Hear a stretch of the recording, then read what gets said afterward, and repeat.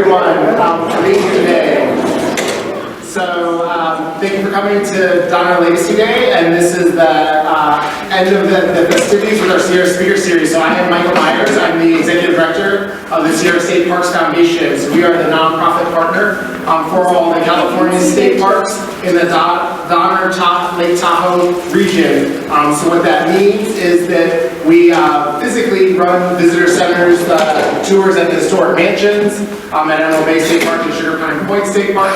And then we also financially sponsor events such as this speaker series, thanks to the monies that we raise from that revenue, but also individual donors from people like yourself. So thank you all for being here and for coming to this special presentation. The Sierra Speaker Series is a monthly series that we do here in this room, typically on the third Saturday of every month. This month is a little bit different with the Donner Legacy Day. So I just wanted to welcome you and thank you for coming today, and I'm going to kick it over to Bill. Good afternoon, folks, and welcome to Donner Memorial State Park. It is my privilege to introduce our next speaker, who is a cultural and language teacher for the Washoe tribe.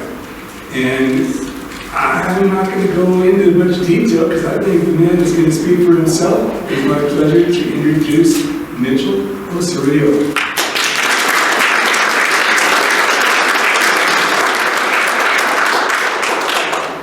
Mehejibiu, Mitchell Osorio Dele, Washisha Gutani, Ushewa Watson Shibulei, Ash Paulu Dite. My name is Mitchell Osorio. I'm the person of the Washoe tribe of Nevada, California. I grew up in the Rabbit Drive River area, or the south of Carson City, but now I live in the Valley of the People, or Gardnerville, Nevada. The Washoe tribe is a federally recognized tribe of about 1,400 people. Donner Lake is one of the traditional homelands of our people. We've been here for many thousands of years. I've come today to present some of our artifacts and things and talk about the history. And Donner Lake has some history of itself with the Donner Party. We have some recordings from Hank Pete. He does talk about the party coming through and the old man at that time trying to help them out. So I can talk a little bit about that later, but I just want to go through my presentation. We can talk about that when we're done. Okay. The Washoe tribe is the language is a language isolate. That means it is not related to any other language in the world. So we work with the 10 elder speakers that we have left. Sorry. Wednesdays and Fridays, our department meets with them just for 2 hours, and it's like one of the most special days for us because our language is kind of more down. It's on its way up. You know, with 10 fluent speakers left, we don't have much to like reference and go on. Some of the other tribes have like a bigger family group, and so they can go to a sister tribe and ask, you know, what is the word for dog? What is the word for this? You know, we can't do that. So a lot of our language was preserved by William Jacobson, Jr. He was a linguist who worked out of Berkeley and also in Nevada, UNR. We have his recordings of elders from the 1950s to the 1900s, or 1990s, I'm sorry. And that's what I work with in a kind of revitalized language that I know now. Any questions before I keep going? Yes. Is there any way, please, a simple question, but I mean, you're the expert. Can it be written down so that it can be preserved? Yes, so the question was, can it be written down? And we have adopted an orthography that William Jacobson had created. He used a lot of the characters from the International Phonetic Alphabet. And so you see my Washoe name is Gewek. It means coyote. And you see the little hashtag on it, right? Or a little tag above it. That's kind of where like the emphasis is for the word Gewek. Gewek. But don't say Gewek, because that means gamble. And it's one of those like funny things about our language. If you say it just wrong a little bit, you might be saying something inappropriate for a public. One day I was answering my elder, Miller Rackow. She asked me how I was doing. She came in and said, and I said, I'm hungry. Right? And she looked at me funny and had this like funny look. And I guess the way I said it, I had said my woman part was hungry. So like,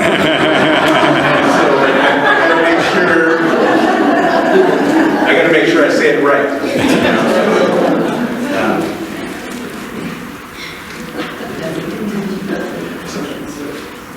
I need that laugh on numbers.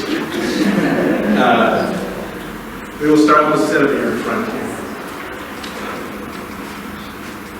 We will start out with one of our most important things here. It's a rabbit skin blanket. This one was made with 3 to 5-year-olds in a Head Start program. The Administration for Native Americans gave us a grant for the tribe to have a immersion classroom in the Head Start program that I worked at the time. So 3 and 5-year-olds cut these pelts into strips, making a terrible mess, and then twisted them up, and then we put this together for. This is like 50 or so pelts that we put together for this. I worked at the Head Start program for 16 years, so it was fun to see them put this together. This one would be a Diola tea. Diola is a new rabbit skin blanket because we haven't actually like slept with it or anything like that.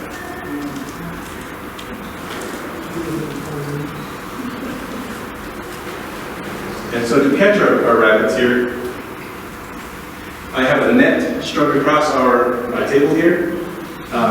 This net is also used for fishing, but in the past, going through the sagebrush, it would be like a moon shape, and all the whole family, everyone would come towards and drive the rabbits into the nets, and then they would go and harvest them, is the word, with a club instead of like shooting them with an arrow or something. So we would preserve the skins for the pelts, and then also like every part of the rabbit was used, it was dried up and served or saved for later. This here was made by Billy Hopkins. He is my cousin and also a Washoe member. We also use this net for our traditional fishing day. We are granted a special use permit for Taylor Creek to catch the kokanee salmon on that day. And so this has been used quite a bit. I've made some repairs that didn't quite work. But here are the tools that I made, and this is a net bag I'm making at the moment, and this is the shuttle, and this is the bus, and it's just a series of knots over and over again.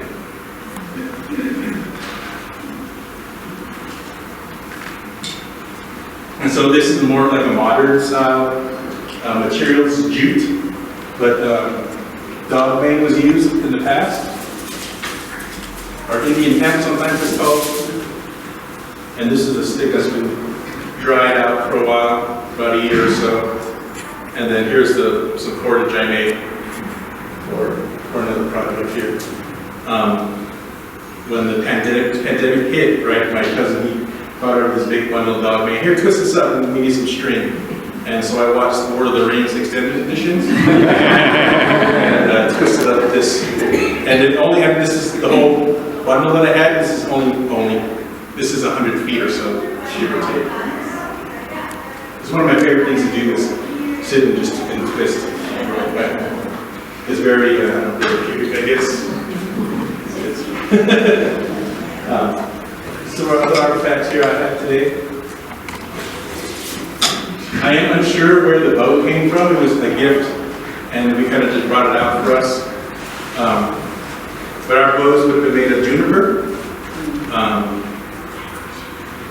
One of the processes I don't know about yet is how they took the juniper from the tree.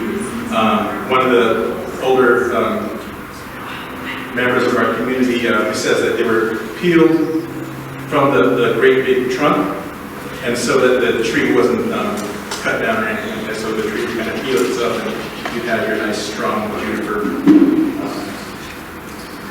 Make it the kunkunu, the crooked thing.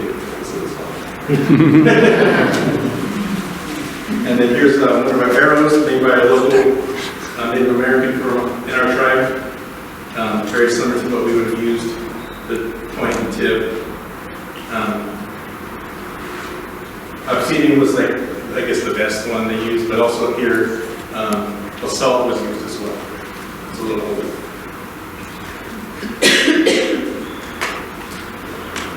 Is that the standard length?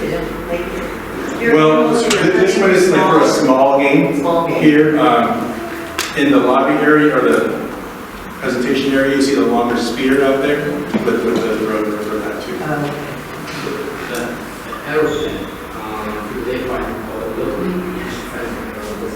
Yeah. And so I do have some artifacts here. These ones, I'm not sure what long Dr. Springs is, but these were taken from there. And so these were chips that are tips and things that didn't quite make it or broke during construction. So here's part of here too. I've seen in the last class. Here's this is a black and like brown version here. And then a piece of basalt here though. Where do you find the obsidian? So the obsidian was sometimes traded. One of the cool things about obsidian is that it has like a genetic kind of history on it. So you can kind of trace back where it came from. So a lot of this coming from Mount Lassen and also the coast. The Chumash area. But Mount Lassen.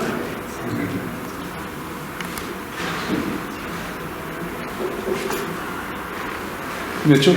Yes. Been informed that Washishi used the atlat quite a bit. When did the transition into a bow and arrow?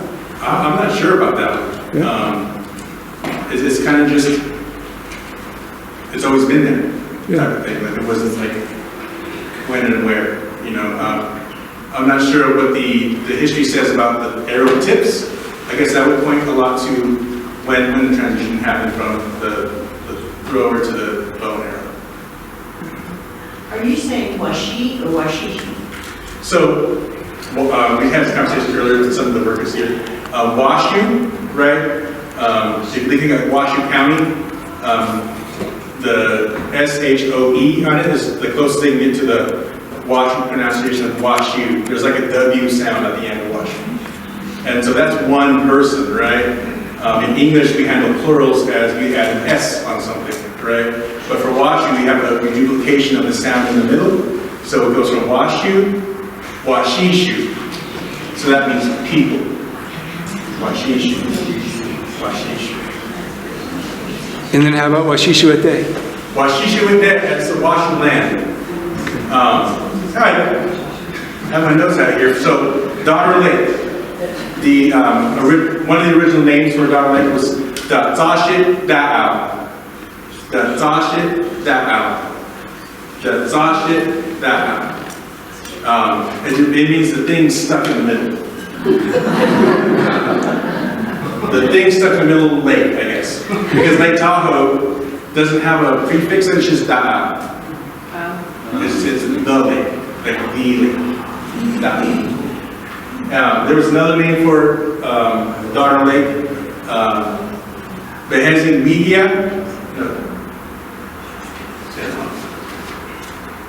Oh, Weedy Behezina, little eye. So when you're up high in the mountains, you look down and it looks like a little eye on the ground.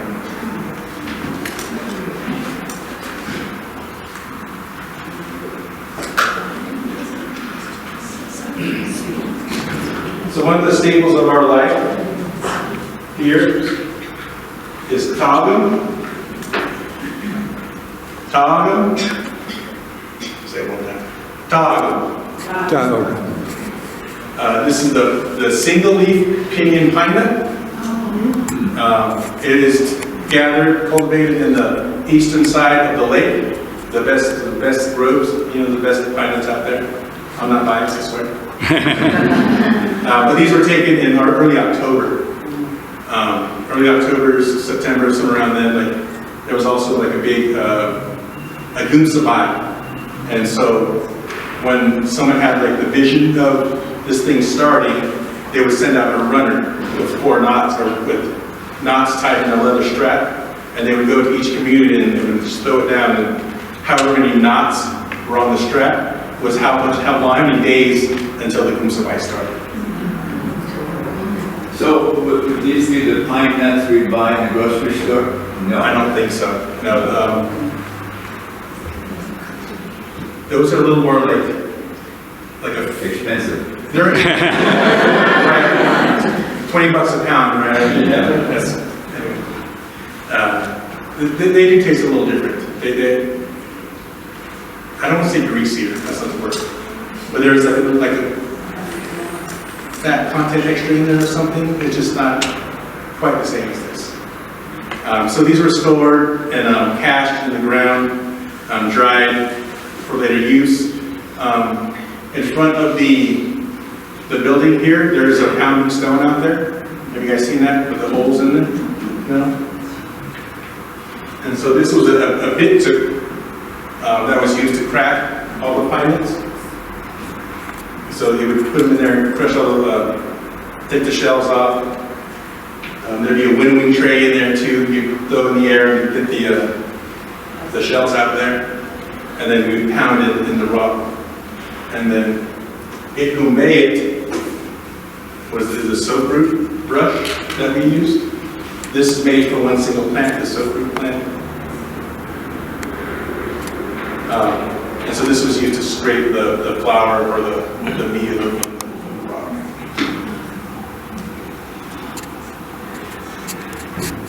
Was there a special, what's the reason for the roasting?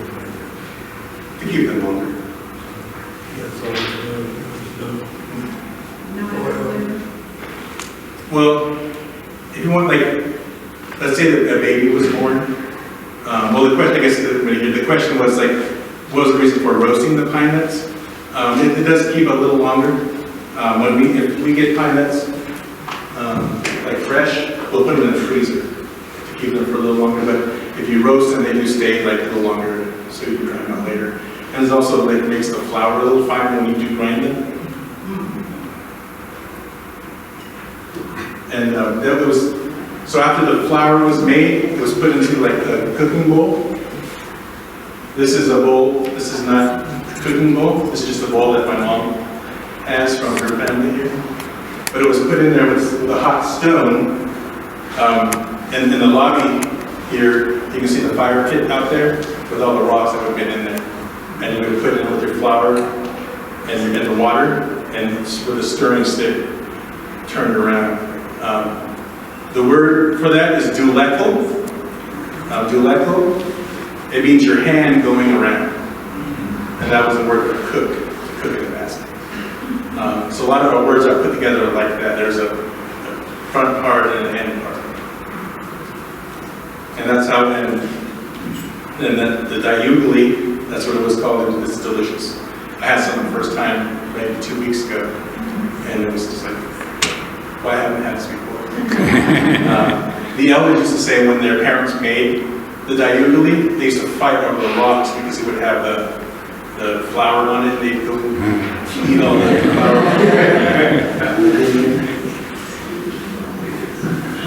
Right? Does that sound good? So our baskets here, this is made out of willow, as most of our tools were and our baskets were. I was showing some of our staff members earlier. A lot of the Washoe baskets have this star in the middle, a little eye. This is like an oval shape in the bottom. So that's usually what a Washoe basket is. And the designs on here are sometimes the charcoal from the fire soaked in with the willow thread. But this one might be actually wrapped in fern. I'm not sure.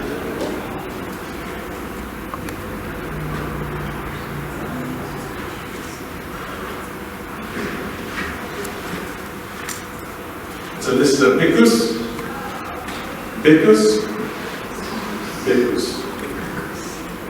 And This next word is really hard. I took a long time to learn this word. In English, no words start with the NG sound, right? So, ngao ngum. Yum, yum. Ngao ngum. Ngao ngum. Right? If you have more than one baby, ngao ngum. Much easier, right? Yeah. So this is also made of willow. This is the biggest is the flat board back here, and this is my Yoda, the cover. And these would be made with a similar as these were here, and a lot of times they would denote if this was a male or female baby. The diamonds here are the connected design is usually girl, and the chevron pattern is usually the boy. And if you didn't know what you were having, it would be like a mixture. When I first moved to the Dressville community, one of the other elders, they kind of greeted me and was like, "Oh, I remember your grandma walking to the clinic, and she had, I'm not sure who it was, your uncle or maybe your mom, but there used to be a big strap on her, and they would hold them on their back like this, so their hands could be free and they could go work." And she remembers my goo-goo walking around like that.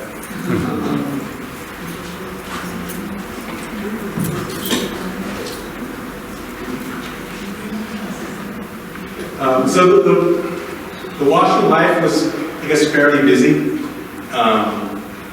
Usually in the mornings, getting breakfast ready and things like that, getting water. But a lot of times too was games and gambling.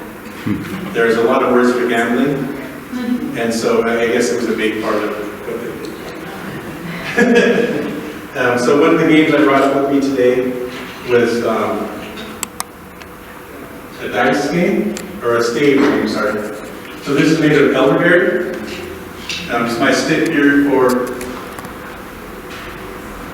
my net too is an elderberry.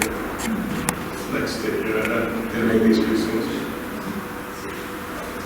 And so you have 2 points if they all were the same, like this way or they were this way, right? And you come with your money or you come with your maybe you made a new basket, you want to bet the basket, and then you just be quick. Here we go. Right, so that's 1 point. It was like this. This one is 1 point. When they're all like this, that's 2 points, and every point you scored, you would keep going. And if you weren't paying attention, you didn't know you scored, you'd get passed up, somebody grab a stick and go again.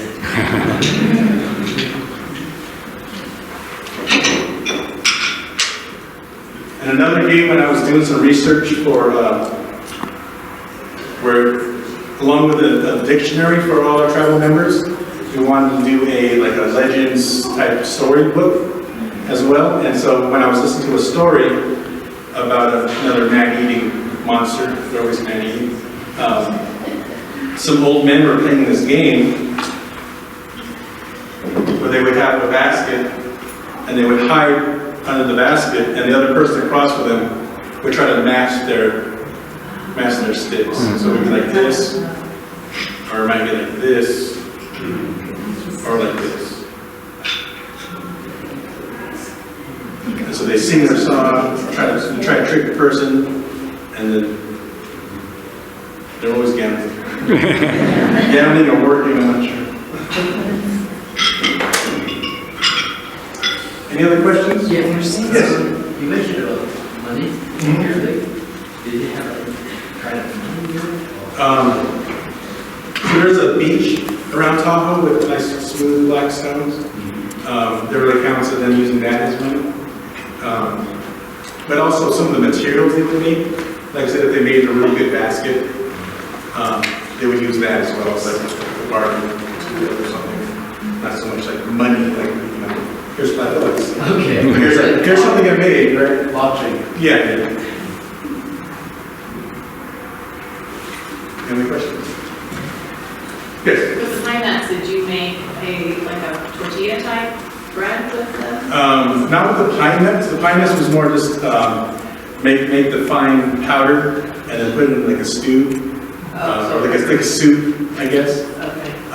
With the acorn, I didn't talk about the acorn, but we traded with the natives on the western side, the Miwok, Mayu, those tribes on there. We would trade for malum or acorn from them, and we would make a similar stew, or we make megadidi was like they called it a biscuit, right? So they would do the grind, make it nice and fine, and they would scoop up the wet dough kind of, and in the cold water, they put it in there and turn their hand a certain way, and would make like a biscuit from the acorn.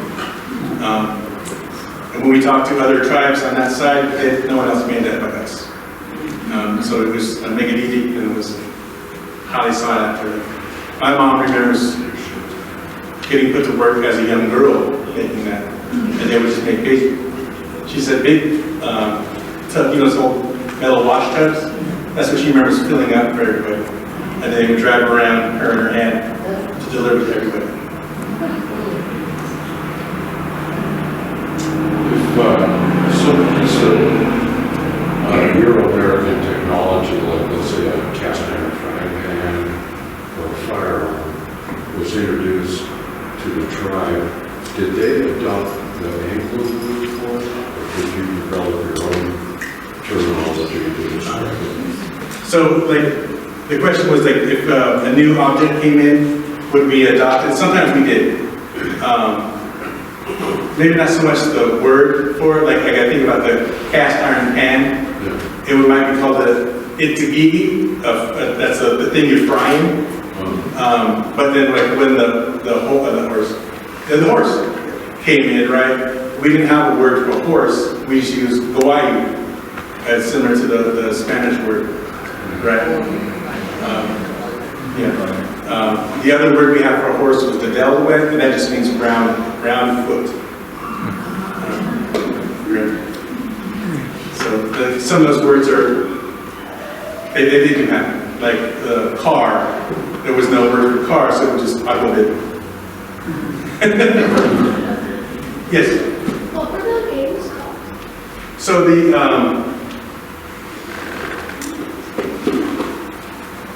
I don't remember what the stage game was called, but the guessing game with the sticks was called Dutu.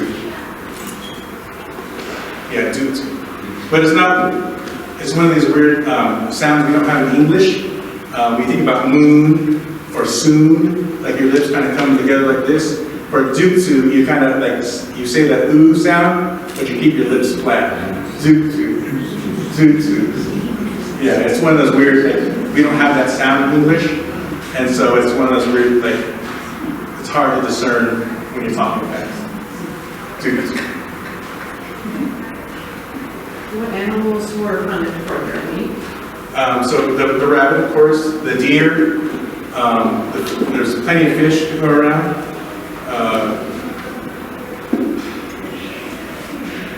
Bear? There are some accounts of bear, but a lot of times it was deer, the valley deer, and there was a different type of deer on this side. It was bigger that they really liked. Maybe.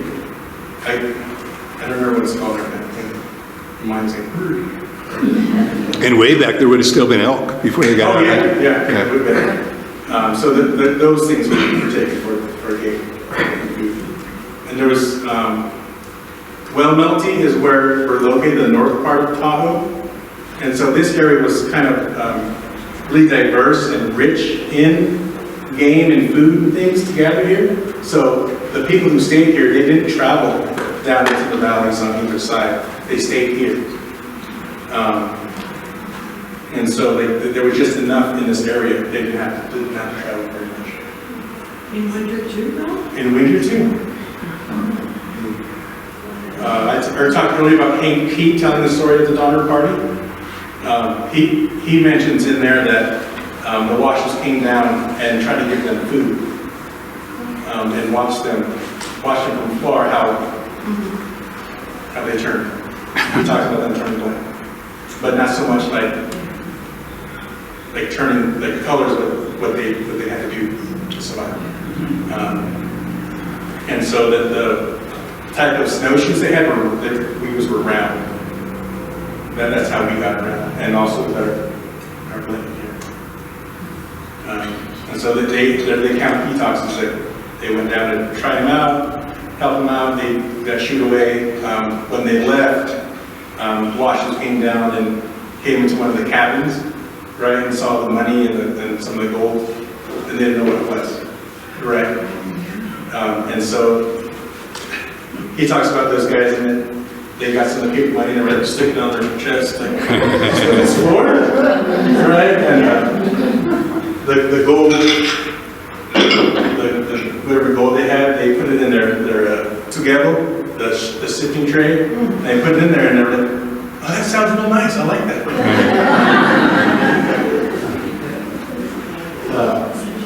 But it's just one of the accounts that they talk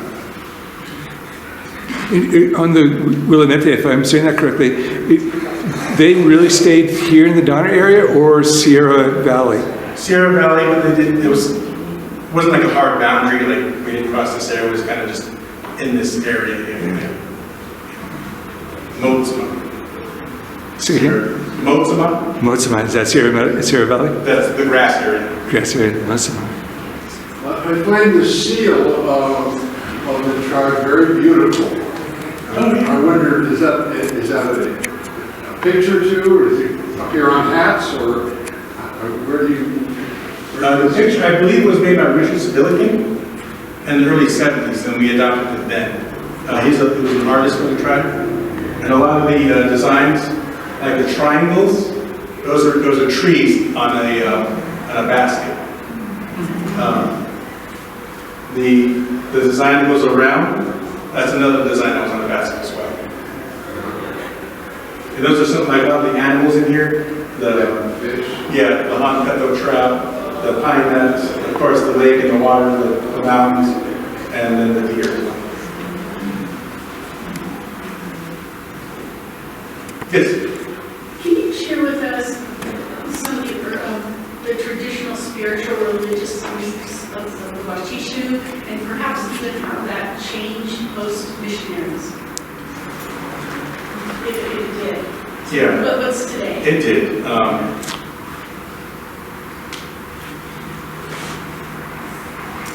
I think the religious part of it wasn't so much like talking to the God, right, or a God. It was, you talk to the land, you talk to the things that are also living with you. You talk to the lake. Every year when you come to the lake, you go there. I won't say a prayer, but you say some good words to it, right? Because without the lake, we wouldn't be here. We usually wouldn't be. And so we wash our face, we wash our things. Every year, like we're supposed to wash our baskets as well. Our big goose, whatever we have that kind of baskets, we take it to the lake and kind of wash them off, and not so much like dunking it in there, but just take some of the water. And I always just say thank you. Thank you for doing that. The cradle board I used, my mom used, and her brothers and sister used. And so like those are 60 some odd years old, right? And they're still nice and strong and stiff and things, so they're well built. And so we got to take care of those things. And so like, not that there's many prayers recorded, but when they did talk, it was like, I'm talking to the jackrabbit, I'm talking to the deer. Yes, we are taking you for our food, but we're also taking care of the land that you go and eat from. We didn't just bulldoze this place to build a house. That our house was around in the wild, I guess. With the introduction of like peyote and things like that, it did change. And a lot of the tribal members started to butt heads with that. There's a whole, like, with the shamanism, peyote or something, I can't remember what it's called, but it does talk a lot about that in that book.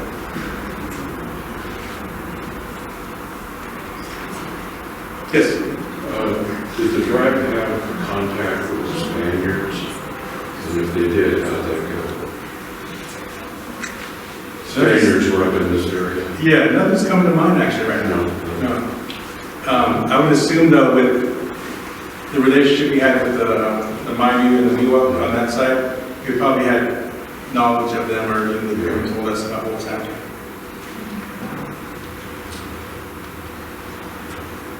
I was wondering, the different people in your community have responsibility for maintaining different cultural knowledge. So, for example, where we're from, there's some knowledge which is secret women's business versus secret men's business. Yeah. They're not allowed to share that. Okay. I was just curious if there's something similar. I guess when the first thing come to mind when you talk about like a specific role, there were roles of like a rabbit box, the one who kind of conducted the rabbit drive.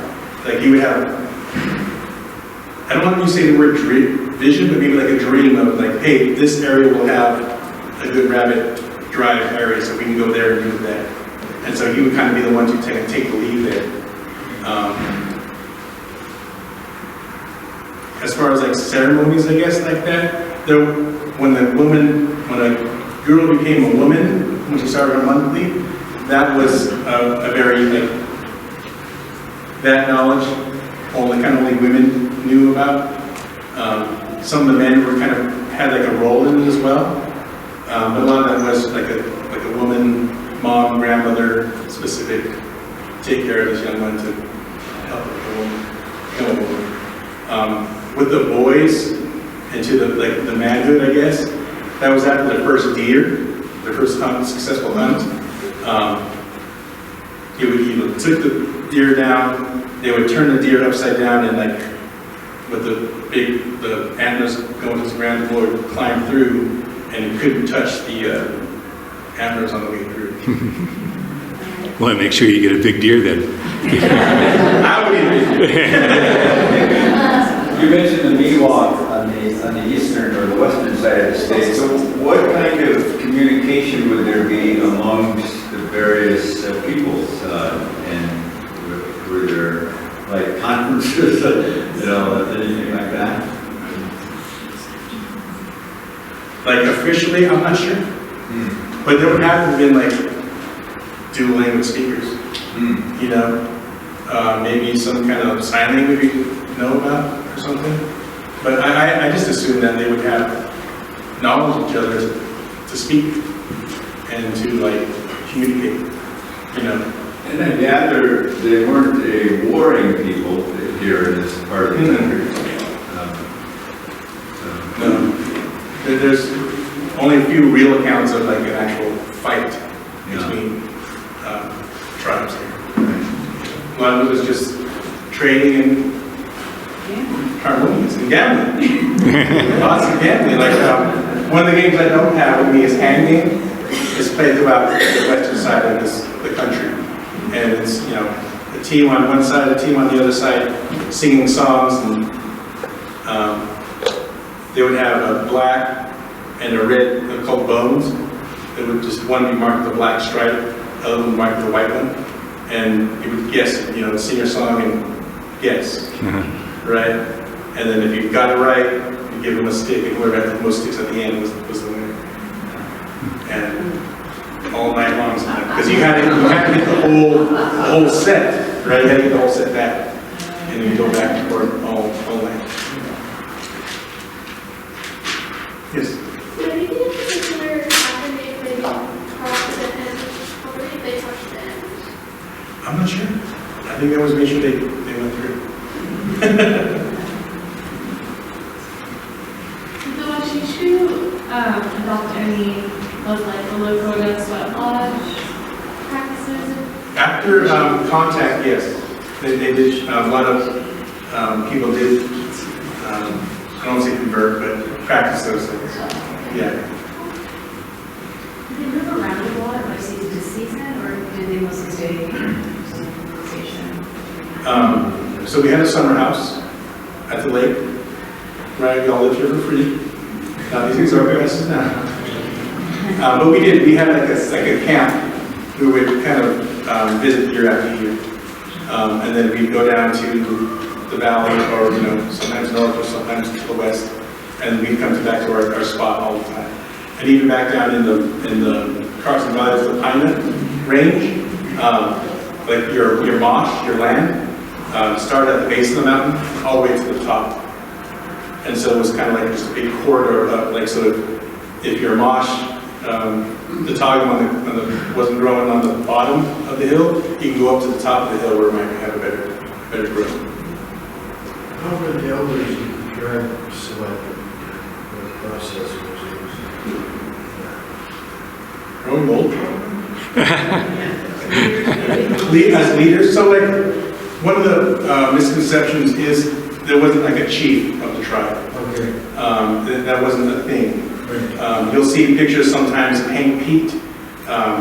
He'll have like 2 lions on and a feather sticking up. One of the Indian agents from the BIA came around and said, "You don't look Indian enough. Let's put this stuff on you and take a picture so you look Indian enough." Oh. Yeah. And so that's kind of how it was back then. Okay. And so like an actual like leader of the tribe, there wasn't one. So now we do have a council that's elected, but back then it was just like it was nobody. Like I guess like a leader or a boss or chief, whatever, would be like the one who did the rabbit drive, the one who did the antelope drive, and that was like the boss for that time. Okay. And even I touched on the Goom Sabai, the big time, or the pine picking to start. That was Jesus now the one who spoke up and had a nice, big, strong voice and spoke out with the people and prayed. So you got a question right there? Oh, it's okay. Okay. Yeah, thank you. Yes. Just want to know what should be history. Did they actually move from, say, Alaska, or how did they, and how history was followed? Creation story? Yeah. The creation story. So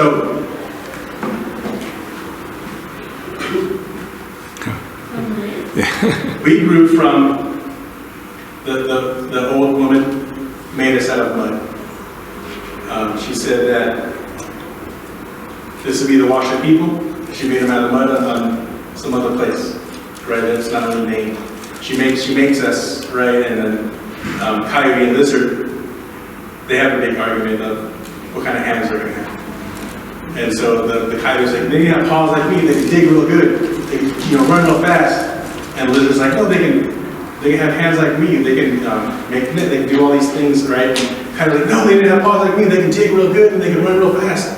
And they have a big fight, right? And so that's how we became. Was the then to shoot the old woman made us a clay and said, here, this is where you guys will be. So it's like a belief. Mm-hmm.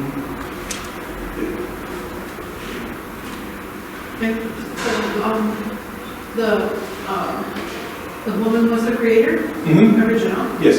so it's, so female. Yes. Okay. The old. The old. Yeah. So is it, Washoe, is it a matriarchal society? Yes. Yes. So like say if you want to marry somebody, you go and ask the guy. You go and ask the order. Is this person okay? Or and also because it was a small tribe, are there relationships? And so it was the woman where kind of like the ultimate decision maker. I was going to share, I'm Cherokee Creek, and we are similar in that we believe that we were made from red clay. That's why we're red. Mm-hmm. We're special on purpose. Also, on learning the different nations, when you have meetings, we would pick the male in good standing with both nations, like Cherokee and Creek, trade. They lived there. They would learn the language and the culture, and then they would come back to the meetings to kind of negotiate. So,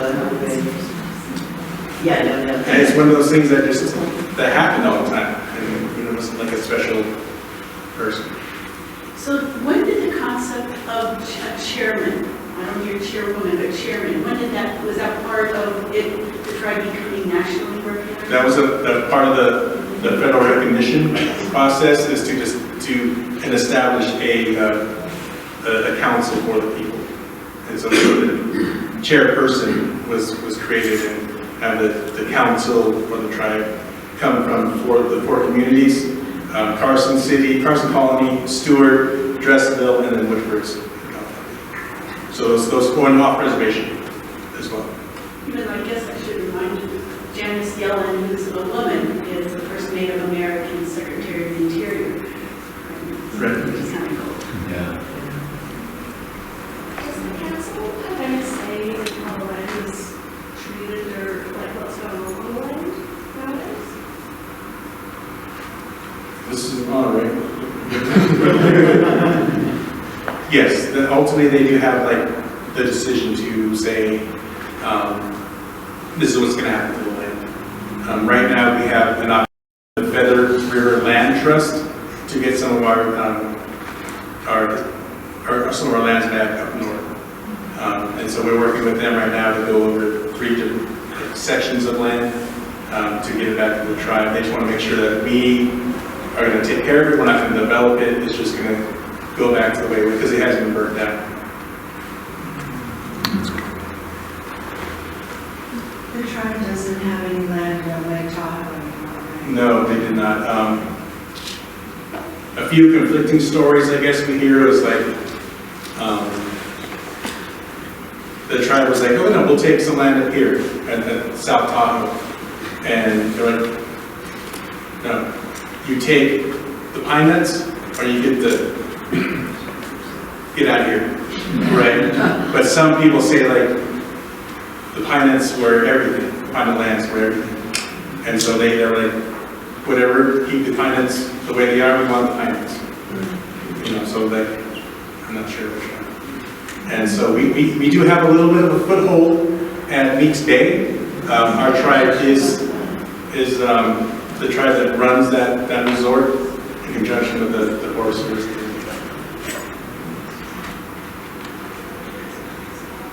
Is there a sense of how many of your people are still alive and well, and you have a... Well, there's pretty sad numbers, I guess. So it's 1,400 enrolled members. You do have to be 1/4 like Washoe blood. And so, along with racehorses and dogs, to be worth something, you have to be a percentage of something. That's how I see it, right? Like, I'm 3/8 Washoe. You know, my girl's mom, she was half. Well, you know, so my daughters are 7/16, right? But to me, that's just another way to like get rid of us in the long run, because we are kind of at that point of can't have any more. They don't even consider themselves if your maternal line, you're decided from who your mother was. No, it's both sides. It comes from both But, sides. like, I have it on both sides, but I can only come down one. The federal government says you can only come down one. Oh, okay. And I'm in 2 nations, but you can only join one. Yeah, The federal that's how we are as well. government says you can only have one. It can't be the dual enrollment. Yeah, but it's continuing genocide through paperwork, because if you think about it, slaves, you were considered a slave if you had 1 drop African blood, but it's because at that time African descents weren't attached to any land in this country, but because indigenous Native Americans should and do get rights for their land, it was like, okay, well, how do you write that out now that we're not slaughtering you through guns and war? How do you continue to... You know, it has nothing to do with blood. When they came from the federal government in the 1700s and 1800s, they would look at the natives and enroll them on a roll, and they would say, you look native, I know. Right. Did you have anybody in your family? No? Okay, so you're full blood. Yeah. If you had anybody in your family, then you're half blood. So it had nothing really to do with blood, it was how they looked at you and thought you were, and who's vouched for you, and then it goes down that line from then on. That's how blood conflict started, yeah, so. And so with, sorry, the amount of members above the age of 50 is 1,200. Right. So the members under 18 is 30. Right. So that it's You're washing us out. yeah, it's really scary. Like it's very sad. And so that's one of the ongoing things with our council and as people is to how do we change that? Yeah, is there anything in the works for like law change or you're looking with NARC at all or no? Because a lot of the elders don't want to change. Your elders, mine don't. Sorry, go ahead. I'm sorry if this was part of the conversation, I missed it, but what was the predominating decimation of the population? What's Disease. disease? Yeah. And genocide, but it was part of, to me, that's like the first part of genocide was the illness that came with it, okay. right? Like The illnesses that were brought in. the illness that were brought in. Oh, here's some blankets, can you take these blankets? Well, yeah. The illnesses wiped out every nation in this coast, 10% to 90% from illness. Just That's illness. a high. Just illness. Yeah. Right. Sorry to get too like down to the depths, but that's how it works. Your children, do the children have a school for themselves, or are they mixed with locals? That's one of our goals. Ultimately, is have our own like immersion program. The Hawaiians had a very successful one. We want to do like basic hockey, but we need to build capacity for ourselves as well. Because my parents didn't speak.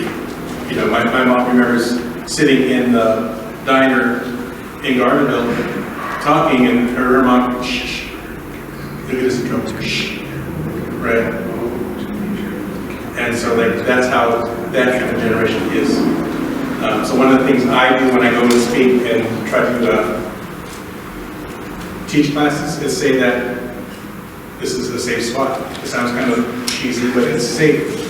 You are going to say this, like I talked about saying my part was hungry, right? And that's funny, and we can talk about it later. But let's try to say it like this.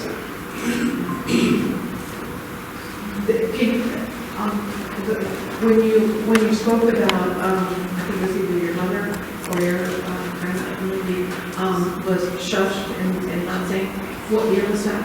Do you know about? I don't know. Probably. I think I don't know. I know in 1900s? Yes, like 20th 60s. The 60s. In Gardenville? Yeah. In Gardenville, Nevada. Like they recently, the sundown sirens. You guys can remember those? Like the siren goes off at 6.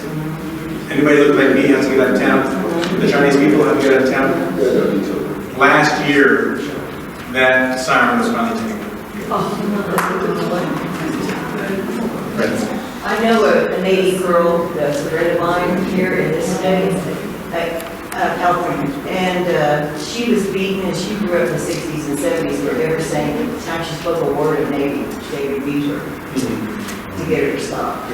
One of my coworkers in an office over, she was in school, and she said a Washoe word, right? And then the teacher came up with a ruler, and she remembers it, and